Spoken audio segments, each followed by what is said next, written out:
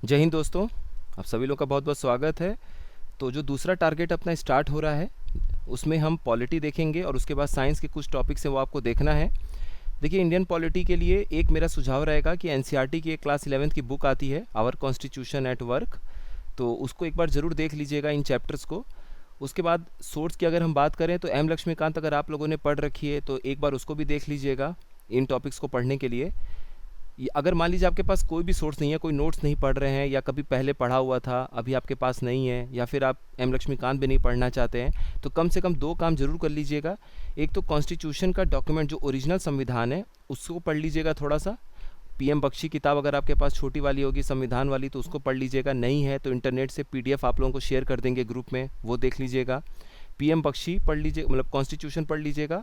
और उसके बाद जो घटना चक्र है वहाँ से सवाल लगा लीजिएगा। इतना भी आप लोग कम से कम अगर कर लेते हैं तो आपको कॉन्स्टिट्यूशन की, संविधान की एक समझ मिल जाएगी, और जो उनके प्रावधानों से सवाल पूछे जाते हैं वो भी आपका कवर हो जाएगा। बाद में हम लोग जब भी अच्छे से देखेंगे पॉलिटी को, कॉन्स्टिट्यूशन को, सवालों को, तो वहाँ से भी आपका काफ़ी कुछ कवर हो जाएगा। तो यहाँ से स्टार्ट करिए बिल्कुल बेसिक से, जो हर एक एग्जामिनेशन का फेवरेट पार्ट है, संविधान की अवधारणा और निर्माण। तो कॉन्सेप्ट और मेकिंग ऑफ द कॉन्स्टिट्यूशन, इसमें आपसे ये पूछते हैं कि संविधान सभा में कौन सी कमेटी की कौन अध्यक्षता कर रहे थे, इस तरह से सवाल रहता है। फैक्चुअल चीज़ें बहुत ज़्यादा यहाँ पर आपको देखने को मिलेंगी। उसके बाद आपको ये भी देखने को मिलता है कि संविधान में हमारे कोई भी प्रावधान है, फंडामेंटल ड्यूटीज़ है, मौलिक कर्तव्य है, और जो भी फंडामेंटल राइट्स है, मौलिक अधिकार है, कौन से देश से हमने लिया हुआ है, लिस्ट जो है कॉन्करेंट लिस्ट, समवर्ती सूची, ये कहाँ से हमने ली हुई है, इस तरीके के सवाल भी पूछे जाते हैं, तो वो वहाँ से कवर कर लीजिएगा। उसके बाद है salient features of the constitution, संविधान की मुख्य विशेषताएं, रूल ऑफ लॉ क्या है। उसके बाद हमारा पार्लियामेंट्री सिस्टम है, प्रेसिडेंशियल व्यवस्था नहीं है, इस तरीके से बहुत सारी चीज़ें आपको देखने को मिलेंगी। उसके बाद प्रस्तावना देख लीजिएगा, संविधान में जो संशोधन होते हैं उसकी क्या प्रक्रिया है, स्पेशल अमेंडमेंट हम कब करते हैं, नॉर्मल जो सिंपल अमेंडमेंट है, सिंपल संशोधन है, वो हम कैसे करते हैं वो देख लीजिएगा। Basic structure of the constitution, अगर आपको बताएं कि इन सारे टॉपिक्स में सबसे इंपॉर्टेंट टॉपिक कौन सा है तो वो basic structure of the constitution है। यहाँ से अब आपसे एक सवाल बड़े अच्छे तरीके से वो पूछते हैं, वो जो 4-5 केसेस हैं जिनके बाद बेसिक स्ट्रक्चर हमें देखने को मिलता है, तो वहाँ पर ये सवाल पूछते हैं आपसे। केशवानंद भारती केस के पहले का जो केस था, या गोलकनाथ केस था उसके पहले, तो कैसे कैसे हम वहाँ तक पहुँचे, वो सारी चीज़ों को एक बार ब्रीफ में देख लीजिएगा, थोड़ा शॉर्ट में देख लीजिएगा। उसके बाद है फंडामेंटल राइट्स, मौलिक अधिकार, इनको आपको देखना है, यहीं तक रुकिए। ऐसा नहीं है कि सिर्फ फैक्चुअल चीज़ें आपको पता हो, आपने रट लिया हो तो उससे काम हो जाएगा। आजकल आपकी समझ पे, अंडरस्टैंडिंग पे बहुत सारे सवाल पूछे जा रहे हैं, तो कोशिश करिए कि आप लोग उन चीज़ों को देख पाएँ। अच्छा, मान लीजिए आपके पास सोर्स नहीं है जहाँ पे आपको ये बेसिक स्ट्रक्चर वगैरह समझ में नहीं आ रहा है, तो आप इंटरनेट पे सर्च करिए, उसमें बहुत सारे अच्छे अच्छे कोचिंग इंस्टीट्यूट्स के हिंदी और इंग्लिश दोनों में नोट्स वगैरह भी मिल जाते हैं ऑनलाइन। तो आप एक बार को वहाँ से नोट करके अपने पास नोट्स बना लीजिए, 2 पन्ने 2.5 पन्ने के आसपास में, 1.5 से 2 पन्ने में। इससे आपको क्या फ़ायदा होगा, प्रीलिम्स में तो आप क्वेश्चन सॉल्व कर ही लेंगे, मेंस के लिए भी आपका एक बेस तैयार हो जाएगा। अभी आपके पास समय है तो प्री और मेंस दोनों आप थोड़ा थोड़ा साथ लेके चल सकते हैं। प्रीलिम्स पे फोकस करेंगे तो मेंस के लिए भी एक तरीके से आप बेस अपना रेडी करेंगे।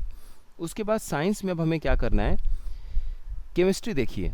बायोलॉजी हमने कई बार पहले भी देखा, बायोलॉजी पे हमारा ज़्यादा फोकस होता है, लेकिन आप सवाल देख रहे हैं किस तरीके से पूछा जा रहा है आजकल, किसी भी सब्जेक्ट को ज़्यादा तवज्जो दिया जा सकता है।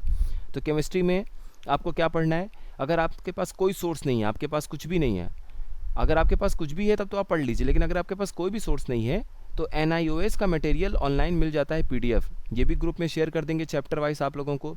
वहाँ से कम इन चैप्टर्स को रीड कर लीजिए, जो भी आपको NIOS के मटेरियल में मिल जा रहा है।